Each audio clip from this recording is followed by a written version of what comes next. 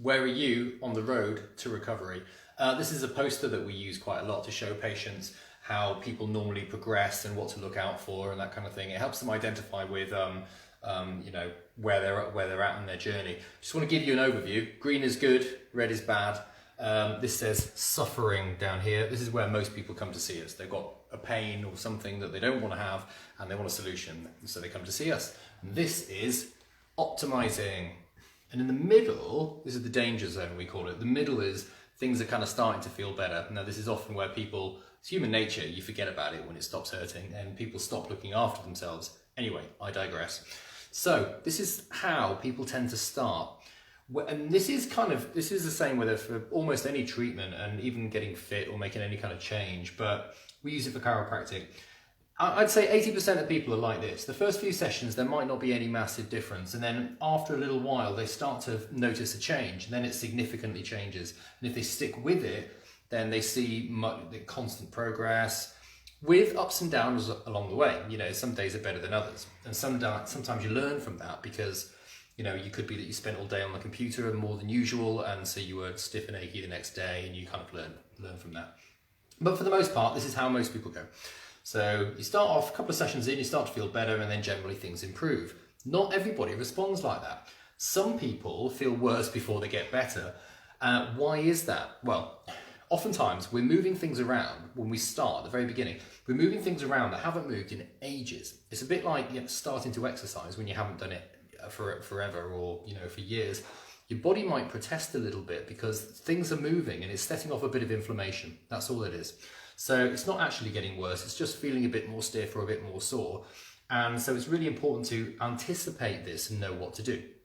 This is only about 5% of people, 10% maybe, probably 5%. The number one thing here is to use an ice pack and just keep talking to us, and we can show you some things to do to help it. But this is an interesting one. Now this is actually even more, this is the dangerous one to be in actually. These are the people that feel amazing after the first session. Why is that bad? Okay, first, it's great that they're feeling better, but for two reasons. First of all, they set their expectations often that every single session is going to be a miracle. And life isn't always like that, It's great if you feel fantastic, you feel 90% improvement after the first session, but things don't always go in a straight line from there. It could be that things start to plateau out.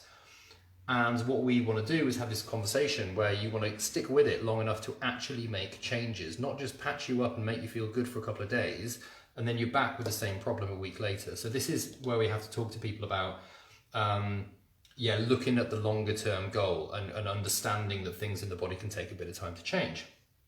So this is basically the road to recovery. Where are you? Just one more thing on this. You might notice some wiggly lines here. We use this to indicate relapses, and this being the fork in the road, decision time. Decision time, again, with anything that's helping to improve you, whether it's fitness or a care program or whatever, a diet, you'll get to a point where you start to feel a bit better. And then the temptation is just to stop doing what you're doing because it's not on your mind anymore. It's not present, it's not a big thing, it's not important to you because you're not in pain. So the temptation is to stop doing the things that were helping and go back to doing the things that you were doing. The problem is, how things normally go is we'll see these people back again in a few weeks, a few months, maybe a year, and we have to start again. And some people go through, and I'm not judging, I've been here myself with exercise and stuff like that. You start to feel really good and you take your foot off the gas a little bit, and then you realize that you're kind of losing the benefits of the things that you're doing. You need to stick with it. So we see people in this repeated pattern of relapses. What we want to do is encourage people to look beyond the immediate symptoms and basically look to the bigger picture. Because it's during this time, after the first few weeks when things are feeling better, when your body actually changes and gets stronger. So the retraining supporting muscles, we're getting the muscles in the back stronger, improving biomechanics, we're getting everything, posture straightened up, getting the curves in the spine, normalizing the pressure on each foot, all these kind of things that basically stop this from happening. Until you get to this point, and when you're at this point, you can have a bad day and it won't completely derail you. You can